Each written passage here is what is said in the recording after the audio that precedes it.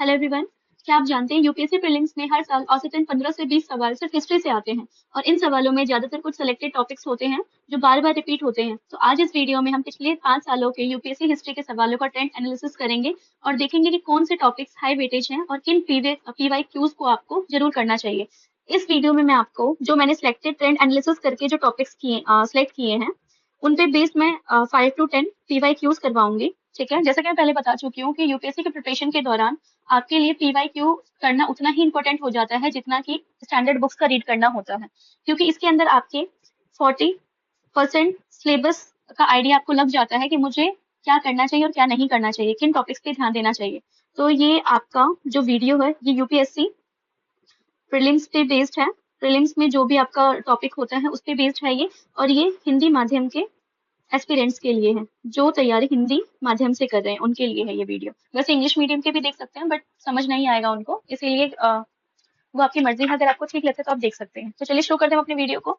ये यूपीएससी ने अपलोड किया हुआ है सिलेबस हिस्ट्री का, वो मैंने यहाँ पे लिखा हुआ है। जैसे कि आप देख सकते हैं हिस्ट्री में आपको राष्ट्रीय और अंतर्राष्ट्रीय महत्व की सामयिक घटनाएं, मतलब current events of national and international importance, Bharat का इतिहास और भारतीय राष्ट्रीय आंदोलन, history of India and Indian national movements, इसके बारे में हमें प्रीलिम्स के लिए प्रिपेयर होना होता है।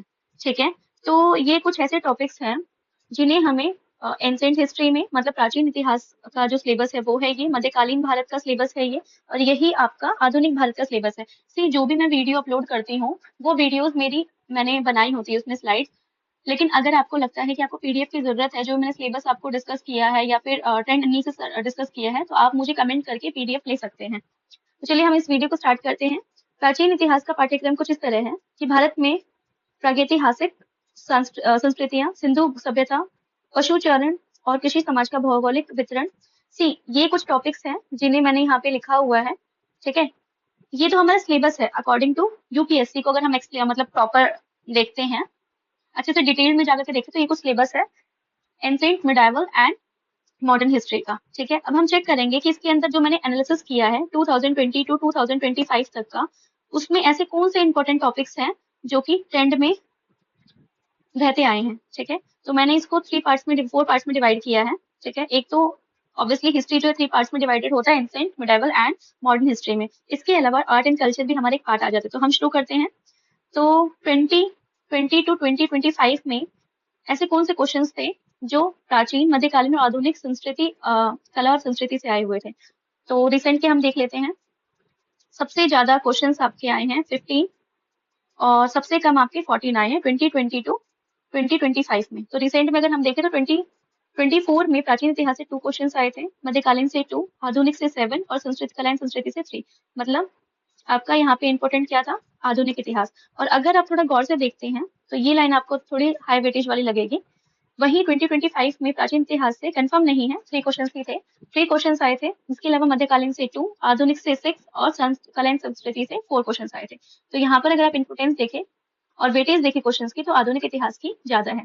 वहीं प्राचीन की और मध्यकालीन की तो बहुत ज्यादा कम है, प्राचीन की और कला एवं संस्कृति की इक्वल है ना। मतलब करना जरूरी होता है। मध्यकालीन में जो इंपॉर्टेंट टॉपिक्स होंगे मैं आपको बता दूंगी आगे। पढ़ना तो जरूर है, ऐसा नहीं है कि आपको रीड नहीं करना standard books and all, read तो बिल्कुल करना है, लेकिन बिल्कुल घुसना नहीं है ना। जो हमारे इंपॉर्टेंट टॉपिक्स होते हैं, ये ट्रेंड एनालिसिस मैं आपको करके दे रही हूँ, मैं इसलिए दे रही हूँ ताकि आपका टाइम बचे। मेरा तो टाइम जा रहा है लेकिन आपका टाइम बचे, और आपको पता चल पाए कि हम जो भी रीड कर रहे हैं, जैसे हमने 10 टाइम कोई स्टैंडर्ड बुक रीड की या उस पर हमने 10 to 20 डेज यूज किया या वेस्ट किया, ये उस पर डिपेंड करता है कि क्वेश्चंस किस तरीके के रिपीट हो रहे हैं, है ना। अब देखो मैंने ये क्वेश्चन एनालिसिस करके आपको बता दिए हैं, ठीक है, टॉपिक्स बता दिए, बट ऐसा जरूरी नहीं है कि यूपीएससी इसी पे ही क्वेश्चन, इसी से रिलेटेड ही क्वेश्चन देगी, क्योंकि कई बार ऐसा होता है कि मॉडर्न हिस्ट्री से तो बहुत ज्यादा आ गया, नहीं एंशिएंट से तो बहुत ज्यादा आ गया और मॉडर्न से नहीं आया, तो यूपीएससी का कुछ भी नहीं पता कि कब कैसे क्या दे दे। इसीलिए आप, बस मैं आपको एनालाइज करके बता रही हूँ कि कैसे कैसे क्वेश्चंस आते हैं। हाँ, बट इसे हमें पता चल जाता है कि हमें आधुनिक इतिहास पे ज्यादा ध्यान देने की जरूरत है, कला संस्कृति में और प्राचीन इतिहास में ध्यान देने की जरूरत है। ठीक है, तो अगर हम एनालिसिस की बात करें तो आधुनिक भारत, जो कि मैं आपको बता चुकी हूँ कि हर साल 6 to 7 क्वेश्चन आते हैं, कला एवं संस्कृति से 3 to 5 क्वेश्चन आते हैं, वहीं प्राचीन और मध्यकालीन भारत से को मिला करके 4 to 5 क्वेश्चन आते हैं एवरी ईयर। ठीक है, तो हम टॉपिक्स की बात करेंगे, इंपोर्टेंट टॉपिक्स की। तो प्राचीन भारत, एंशिएंट हिस्ट्री में बौद्ध धर्म और प्रतीक 3 बार आ चुका है, मतलब 2021 में, 2022 में, 23 में। ठीक है, तो इसकी वैल्यू बढ़ जाती है, समझ सकते हो आप। जैसा कि अशोक और मौर्य 2 बार आ चुके हैं, 2020 में, 21 में। गुप्त काल 2 बार आ चुका है, 2019 में और 2022 में। सिंधु घाटी 2 टाइम्स आ चुका है, 2020 में, 2024 में। मतलब आईवीसी इंपॉर्टेंट हो जाता है यहाँ से आपका, क्योंकि अभी रिसेंट ईयर्स में आया हुआ है। तो यूपीएससी मुख्य रूप से आपको पता है कि बौद्ध धर्म, गुप्त और मौर्य पे केंद्रित होता है। तो यहाँ से आपको क्या पता चल जाता है कि ये हमारे कुछ इंपॉर्टेंट टॉपिक्स हो जाते हैं, ठीक है, जो आए हुए हैं पहले से। अब इसमें देखो, इसमें मैंने टॉपिक्स नहीं बताए, इसमें टॉपिक्स मैंने ऐसे बताए हैं कि हाँ हमें इसको पढ़ना है। लेकिन अगर हमें डिटेल स्टडी करनी है तो डिटेल स्टडी किस पे करनी है? सिंधु घाटी सभ्यता में हड़प्पा नगर, लिपि, वहां का व्यापार क्या था और जल प्रबंध क्या था, ठीक है। तो ये अनुमानित क्वेश्चंस तो पता है, ये 1 to 2 आते हैं। वैदिक काल में हमें किस पे फोकस करना है? ऋग्वेद में समाज और राजनीतिक व्यवस्था क्या थी उस टाइम, ठीक है। महाजनपद और मगध की बात करें तो 16 महाजनपद के बारे में पढ़ना है आपको, और नंद वंश के बारे में आपको फोकस करना है, ठीक है। बौद्ध धर्म में 4 आर्य सत्य और अष्टांगिक मार्ग, संघ और प्रतीक चिन्ह के बारे में आपको डिटेल स्टडी करनी है। वहीं जैन धर्म में तीर्थंकर पता होने चाहिए आपको, उनके क्या सिद्धांत थे और आगमन कब था, ठीक है। मौर्य काल में अशोक को धम्म नीति और शिलालेख, इसके बारे में आपको डिटेल स्टडी करनी है। गुप्त काल की बात करें तो उस टाइम विज्ञान, कला और धर्म प्रशासन, इसके बारे में आपको डिटेल स्टडी करनी है। दक्षिण भारत के राज्य की बात करें तो चोल, पल्लव और स्थापत्य, ये वैसे कभी कभी आता है, ऐसा जरूरी नहीं कि हमेशा ही आता है। लेकिन ये जो मैंने आपको टॉपिक्स बताया ना, मतलब जो सब टॉपिक्स बताए, टॉपिक के सब टॉपिक्स बताए हैं, उनको जरूर आप डिटेल स्टडी कर लेना, ठीक है। अगर हम मध्यकालीन भारत की बात करें तो भक्ति आंदोलन से 2 बार क्वेश्चंस आए हैं, वहीं सूफी आंदोलन से भी 2 बार आए हैं। मुगल प्रशासन और धर्म से 2 बार आए हैं, रिसेंट में 2024 में आए। विजयनगर और दक्षिण स्थापत्य से 1 बार। तो इसको देख के हमें क्या पता चलता है कि मैंने पहले ही बताया था, मिडाइवल हिस्ट्री मतलब जो मध्यकालीन भारत है उसके जो क्वेश्चंस की संख्या है ना, वो दिन पे दिन घटती जा रही है। तो इसका मतलब ये नहीं है कि आपको फोकस नहीं करना है, फोकस करना है, लेकिन कुछ उन टॉपिक के सब टॉपिक्स पे जो मैं आपको बता रही हूँ। जैसे कि आपका टॉपिक हो गया दिल्ली सल्तनत, तो दिल्ली सल्तनत में आपको शासक, प्रशासन और स्थापत्य पे फोकस करना है। भक्ति आंदोलन की बात करें तो इसमें कबीर, रविदास, सूरदास, तुलसीदास, इस पे फोकस स्टडी करनी है। वही सूफी आंदोलन की बात करें तो प्रमुख सिलसिले जैसे चिश्ती हो गए, सुहरावर्दी हो गए, इस पे आपको फोकस स्टडी करनी है। मुगल काल में अकबर की नीतियां क्या थी, स्थापत्य क्या था, संस्कृति क्या थी, ठीक है। मराठा शक्ति की बात करें तो बहुत ज्यादा इंपॉर्टेंट हो जाता है, लेकिन ये कभी कभी आता है, क्योंकि जैसा कि मैं आपको बता चुकी मिडाइवल हिस्ट्री के वेटेज कम हो गए। तो शिवाजी के बारे में और प्रशासन, सेना। अब मैंने वीडियो में ऐसा बोला है कि कम होंगे, तो जरूरी नहीं है कि ये ऐसा ही हो सकता है कि नहीं आएंगे क्वेश्चन। हो सकता है कि मिडाइवल सॉरी एंशिएंट से और मॉडर्न से ना देकर सिर्फ मिडाइवल से दे दे। लेकिन आपको अगर ये क्वेश्चंस देते हैं इनसे रिलेटेड, तो आपके पास फोकस टॉपिक्स हैं जिन पे जरूरी आपको फोकस करना है ना। अब हम आधुनिक भारत, जो कि एक हमारा बहुत ज्यादा इंपॉर्टेंट पार्ट हो जाता है हिस्ट्री में, जिससे सबसे ज्यादा क्वेश्चन आते हैं, सबसे ज्यादा, ठीक है। तो टॉपिक कौन कौन से हैं? गांधी जी के आंदोलन, आईएनसी, आईएनसी का मतलब है इंडियन नेशनल कांग्रेस, ठीक है। अधिवेशन, जो कि 3 बार आ चुका है, 3 बार मतलब ये मोस्ट इंपॉर्टेंट टॉपिक हो जाता है आपका। 1857 का विद्रोह 2 बार आया है। अब ये चाहे 2 बार आया हो, चाहे 1 बार आया, चाहे 3 बार आया हो, मॉडर्न हिस्ट्री आपकी बहुत ज्यादा जरूरी है। तो इन सबको तो बहुत ज्यादा ध्यान लगा के आपको पढ़ना चाहिए। क्रांतिकारी आंदोलन 2 बार आ चुके हैं, ठीक है। अब इन टॉपिक्स में से सब टॉपिक्स क्या क्या हैं? ऊपर मैंने यूरोपीय आगमन नहीं लिखा था, ठीक है, लेकिन कुछ अनुमानित प्रश्न हैं, जैसे मतलब 1 बार आए हुए हैं, इसीलिए मैं आपको बता रही हूँ। तो यूरोपीय आगमन अगर आप पढ़ते हैं तो उसमें पुर्तगाली, डच और अंग्रेज के बारे में पढ़ना जरूरी है। क्यों? क्योंकि यहीं से तो आगमन हुआ था ना यूरोपियन कंपनीज का, तो ये हमारे लिए इंपॉर्टेंट हो जाता है। इसीलिए मैंने इसे अनुमानित क्वेश्चंस, मतलब एक आ जाता है कई बार, कभी मतलब नहीं भी आता है, तो हमें लेकर के चलना कि भाई आ सकता है ना।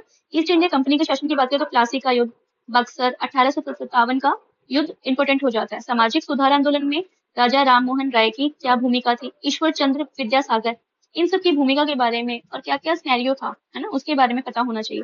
1857 की क्रांति के कारण क्या थे, नेतृत्व किसने किया था और परिणाम क्या रहा था, ठीक है। अनुमानित एक क्वेश्चन आता है, ठीक है। भारतीय राष्ट्रीय कांग्रेस मतलब आईएनसी, स्थापना कब हुई थी? अधिवेशन, नरमपंथी और उग्रवादी, कैसे क्या हुआ था, किसमें कब चेंज आया था और क्या कारण रहे थे, है ना। ये वैसे आप जब रीड करोगे तो आपको पता चलता रहेगा, कांग्रेस अभी भी है, जो चीजें करंट में है वो तो आएंगी ही, है ना। गांधी युग की अगर हम बात करें, सी हिस्ट्री में ना करंट अफेयर भी आता है, ठीक है। तो गांधी युग की बात करें तो असहयोग आंदोलन, सविनय अवज्ञा आंदोलन, भारत छोड़ो आंदोलन, तो इसे 2-3 क्वेश्चन आते हैं अनुमानित। तो मतलब ये आपका मोस्ट इंपोर्टेंट टॉपिक हो जाता है। क्रांतिकारी आंदोलन की बात करें तो भगत सिंह के बारे में, सुभाष चंद्र बोस के बारे में आपको फोकस मतलब डिटेल स्टडी करने की जरूरत है। स्वतंत्रता के बाद के घटनाक्रम की बात करें तो इसमें संविधान सभा, विभाजन, ये कभी कभी आते हैं, क्योंकि ये फिर आपका पॉलिटी वाला सेक्शन हो जाता है, ठीक है।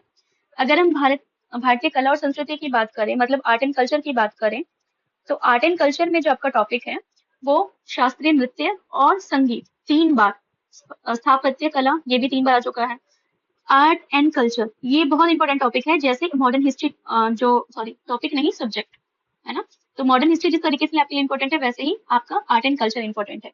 और ये कुछ ऐसे टॉपिक्स हैं जो 3 बार आ चुके हैं, तो इसका मतलब तो मतलब इसको पकड़ के ऐसे बिठा लो मन के अंदर कि ये बाहर ही ना निकले, ठीक है। जैसे कि याद को जैसे अपने दिल से नहीं निकाल पाते ना, वैसे इसको मत निकालना। चित्रकला और मूर्ति कला की बात करें तो ये 2 बार आ चुका है, और ये मोस्ट इंपॉर्टेंट टॉपिक है इसलिए क्योंकि ये रिसेंट में भी आया है, ठीक है। बौद्ध कला और धरोहर। कल्चर के प्रश्न अब आपको पता है कैसे होते हैं, गहरे होते जा रहे हैं और विश्लेषण वाले होते जा रहे हैं, उसमें बेस्ड होते जा रहे हैं, है ना, तो इसको थोड़ा ध्यान से पढ़ने की जरूरत है। तो ये टॉपिक्स हैं, ये सब टॉपिक्स हैं। तो इसमें इंपॉर्टेंट अगर मैं बात करूं तो ये आपका आ जाता है स्थापत्य कला, जिसमें मंदिर शैली, नागर और द्रविड़ और गुफा मंदिर, ठीक है। इसके बारे में डिटेल स्टडी करनी जरूरी है आपको। नृत्य संगीत तो आपको पता होना ही चाहिए कि आर्ट शास्त्रीय नृत्य कौन कौन से हैं, ठीक है। शास्त्रीय और लोक संगीत के बारे में पता होना चाहिए। चित्रकला की अगर बात करें तो अजंता एलोरा जो महाराष्ट्र में है ना, मुगल और राजस्थानी शैली। साहित्य, संस्कृत, प्राकृत, ग्रंथ, लेखक, पांडुलिपि ये कभी कभी आता है, लेकिन फिर भी हम एक बार के लेकर के चल सकते हैं कि हमें करना जरूरी है। त्योहार और परंपराओं की बात करें तो क्षेत्रीय महोत्सव है इसमें, और ये ना मतलब डिफिकल्ट क्वेश्चन हो जाता है, ठीक है, तो इसीलिए इसको एक बार कर लेना, है ना। मूर्तिकला और शिल्प में गंधार, मथुरा, चौल कला, इसमें से 1 क्वेश्चन की संभावना है, एक क्वेश्चन की संभावना है कि आएंगे। अब सी इसके अंदर मैंने 2024 का, क्योंकि मेरे को बहुत अच्छे से पता है, इसमें 24 तक का मैंने एनालिसिस करके जो हाई फ्रीक्वेंसी टॉपिक्स हैं उनको लिखे हैं, ठीक है। तो हाई फ्रीक्वेंसी टॉपिक इसका आप स्क्रीनशॉट भी ले सकते हैं, ठीक है। तो टॉपिक है आपका एक तो मतलब बहुत ज्यादा इंपॉर्टेंट, कितनी बार भी आप इसे स्टार लगा लो, 10 टाइम्स लगा लो स्टार, इतने ज्यादा इंपॉर्टेंट टॉपिक्स हैं ये। और ये 10 ईयर्स के हैं क्वेश्चंस, है ना। 24 तक है लेकिन 10 ईयर्स के हैं, मतलब समझो कितने ज्यादा इंपॉर्टेंट है। गांधी जी के आंदोलन, बौद्ध धर्म और प्रतीक, आईएनसी मतलब इंडियन नेशनल कांग्रेस का अधिवेशन, भक्ति सूफी आंदोलन, अशोक और मौर्य अभिलेख, स्थापत्य कला, है ना, शास्त्रीय नृत्य और संगीत, क्रांतिकारी आंदोलन, गुप्तकालीन विज्ञान और शिक्षा और सामाजिक सुधार आंदोलन, ठीक है। अगर मैं आपको कुछ टिप्स दूं तो पहले मैं ये अध्ययन का जो अभी जो बच्चे 2025 में प्रिपरेशन कर रहे हैं ना, तो मुझे पता है जो मैंने लास्ट वीडियो अपलोड की थी उसके अंदर मैंने हिस्ट्री, पॉलिटी, ज्योग्राफी जैसे कुछ टॉपिक्स बताए थे जो हमें दिसंबर तक 2025 तक हमें कंप्लीट करना है, जिसमें से एक हिस्ट्री भी था आपका एक पार्ट, है ना। तो मैं इसके लिए सुझाव दूं तो ये रहेगा कि गांधी एरा और कांग्रेस सेशंस हर साल आपको पता है कि कम से कम 2 क्वेश्चन आते हैं, तो इसको तो जरूर कर लेना, है ना, डिटेल स्टडी कर लेना। कल्चर की अगर बात करें, नृत्य, स्थापत्य, मूर्ति कला, 3 से 5 क्वेश्चन आते हैं हर साल। बौद्ध धर्म और प्रतीक चिन्ह की अगर हम बात करें तो इतने ज्यादा इंपॉर्टेंट है कि इससे ज्यादा इंपॉर्टेंट कुछ है ही नहीं। यूपीएससी में क्या इंपॉर्टेंट है क्या इंपॉर्टेंट नहीं है इसको तो कोई नहीं जज कर सकता है, तो मैं तो कौन ही होती हूँ, है ना। यूपीएससी खुद ही नहीं, उसको खुद को ही नहीं पता होता कि मुझे आगे कौन से क्वेश्चन देने हैं, कौन से क्वेश्चन नहीं देने हैं, तो ये तो बेवकूफों वाली बात है। खैर ऐसे ही बोल रही हूँ मैं ये तो, लेकिन ये है कि हम जज नहीं कर सकते कि कौन से क्वेश्चन कौन सा टॉपिक इंपॉर्टेंट सच में है और इसी से क्वेश्चन आ जाएगा और यूपीएससी क्लियर हो जाएगा, ऐसा कुछ नहीं, लेकिन हम हाँ एनालिसिस करके कुछ चीजें जान सकते हैं। तो उसमें से एक है 1857 का क्रांतिकारी और सुधार आंदोलन, ठीक है। की ऑब्जर्वेशन की अगर मैं बात करूं जो भी मैंने अभी तक किया है, सबसे ज्यादा क्वेश्चन आए हैं आपके मॉडर्न हिस्ट्री से, और मॉडर्न हिस्ट्री में भी गांधी और आईएनसी से, ठीक है। जो टॉपिक्स रिपीट होते आए हैं, ठीक है, वो है बौद्ध धर्म, गांधी युग और संस्कृति। इनकी वेटेज कम हो गई है, ठीक है।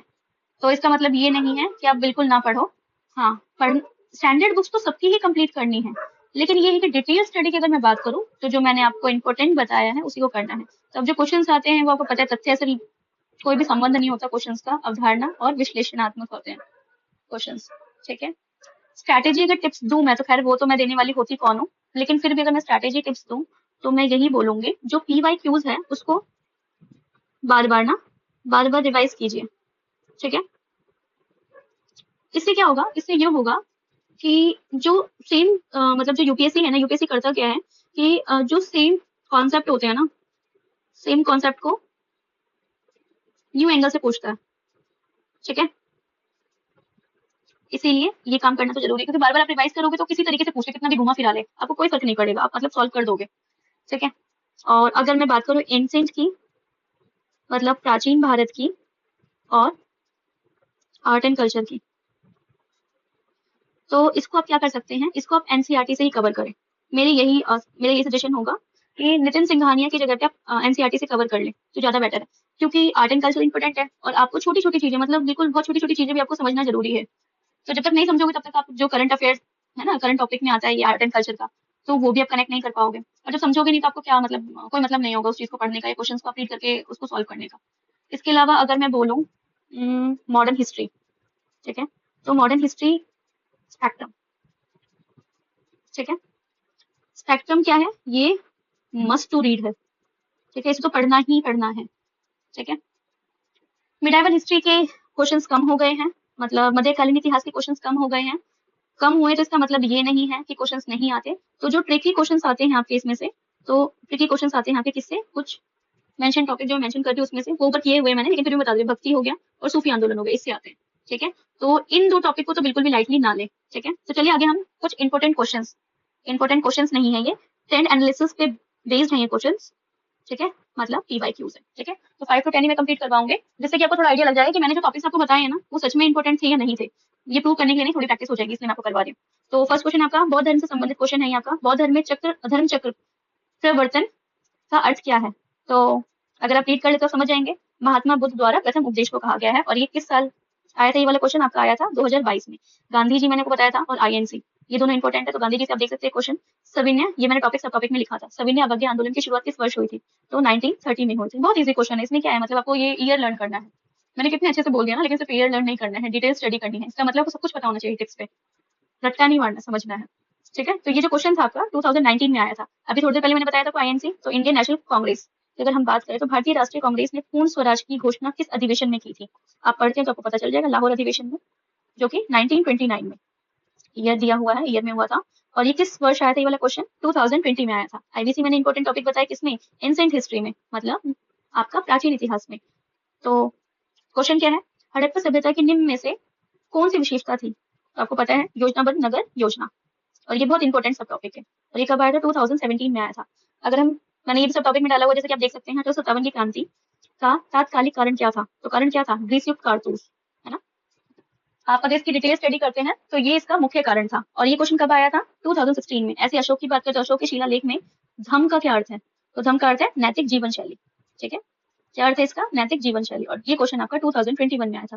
भक्ति आंदोलन से रिलेटेड संत कबीर की शिक्षाएं किस संप्रदाय से जुड़ी हुई थी, तो ये थी निर्गुण भक्ति, ठीक है। किस संप्रदाय से संबंधित थी, ये थी निर्गुण भक्ति। और ये क्वेश्चन आया था आपका 2021 में। आर्ट एंड कल्चर की बात करें तो आर्ट एंड कल्चर से आपका कौन सा नृत्य है, द्रविड़ क्षेत्र से संबंधित है, तो ये है आपका भरतनाट्यम, ठीक है, जो कि 2022 में क्वेश्चन आया था। गुप्त काल की बात करें तो गुप्त काल में कौन सा वैज्ञानिक प्रसिद्ध था, तो गुप्त काल में था आर्यभट्ट। आर्यभट्ट प्रसिद्ध थे, और ये क्वेश्चन आपका 2018 में आया था। ये लास्ट क्वेश्चन है आपका। तो ये क्वेश्चन आपका सामाजिक सुधार आंदोलन से है। राजा राम मोहन राय का संबंध किस समाज सुधार आंदोलन से था, तो वो था ब्रह्म समाज, ठीक है। स्थापना की थी ना उन्होंने ब्रह्म समाज की। और ये क्वेश्चन आया था 2019 में। वैसे मैंने रिसेंट ईयर्स के क्वेश्चन नहीं लिखे हैं, तो आप मुझे कमेंट करके बता सकते हैं, अगर आपको सच में जरूरत है, मेरी जो वीडियोस है आपको सच में हेल्पफुल लगती है, तो आप लिख के तो बता ही सकते हैं, और कुछ नहीं तो। चलिए फिर यहीं पर हम अपना वीडियो एंड करते हैं। तो दोस्तों यही आपका यूपीएससी हिस्ट्री का ट्रेंड एनालिसिस था। अगर इन टॉपिक्स को फोकस आप करते हैं, ठीक है, तो आपका 60 to 70% फोकस का मतलब ये है कि आप रिवाइज करते हैं, ठीक है। फोकस प्लस रिवाइज किसका करना है, PYQs का। तो आपका 60 to 70 जो क्वेश्चन है एग्जाम में, एग्जाम हॉल में इजी हो जाएगा। मतलब आपको ना प्रेशर तो फील होगा, लेकिन इस तरीके से नहीं होगा। आपको लग रहा है हाँ यार मतलब ठीक है, मैंने कुछ तो किया हुआ है इसके बारे में। जब हम एग्जाम देने के जाते हैं हमें चीजें लगती है कि यार मैं कैसे करूँ, कुछ नहीं आता मुझे, लेकिन धीरे धीरे करके लगने लगता है कि ठीक है, हो जाएगा, है ना। खैर, अगर आपको मेरी वीडियो हेल्पफुल लगती है तो लाइक, सब्सक्राइब और अपने दोस्तों को शेयर भी करें, ताकि कुछ उनकी हेल्प हो जाए, कुछ आपकी हेल्प हो जाए, ठीक है। और कमेंट करके आप मुझे बता सकते हैं कि जो मेरा नेक्स्ट 10 एनालिसिस है वो मैं किस सब्जेक्ट पे बनाऊं, ठीक है। इससे क्या होगा, इससे आपका टाइम बच जाएगा, ठीक है। वैसे तो प्रीवियस ईयर क्वेश्चंस करेंगे, लेकिन आपको सच में लगेगा कि हाँ यार मैंने कुछ तो किया है, ये मेरे को बताया गया था और मुझे ये चीजें आती हैं। तो चलिए हम खत्म करते हैं अपना video. Thank you so much, अगर आप इतनी देर तक रुक करके गए हैं मेरे वीडियो से तो।